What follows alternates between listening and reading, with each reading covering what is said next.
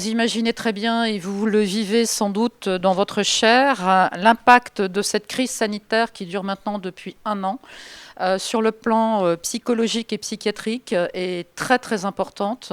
Par contre, les chiffres nous manquent en France.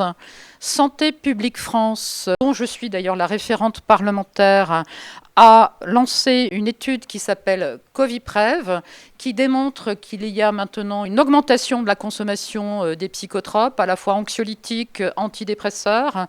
Mais des chiffres fondamentaux qui nous manquent, ce sont les chiffres des tentatives de suicide et malheureusement des suicides réussis.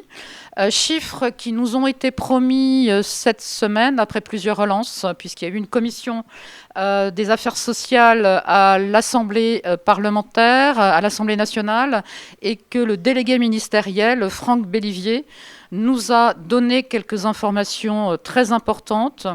Une recrudescence des passages à l'acte, c'est véritablement la première fois que ça arrive en France, des passages à l'acte chez les enfants petits, chez les enfants de moins de 10 ans, 9 ans, 10 ans, qui présentent des tableaux cliniques tout à fait désespérants, avec une expression de désir de mort. Il y a une recrudescence du recours aux urgences pédiatriques, mais pour motif psychiatrique. J'aurais bien voulu vous éclairer encore une fois avec des chiffres, mais c'est impossible.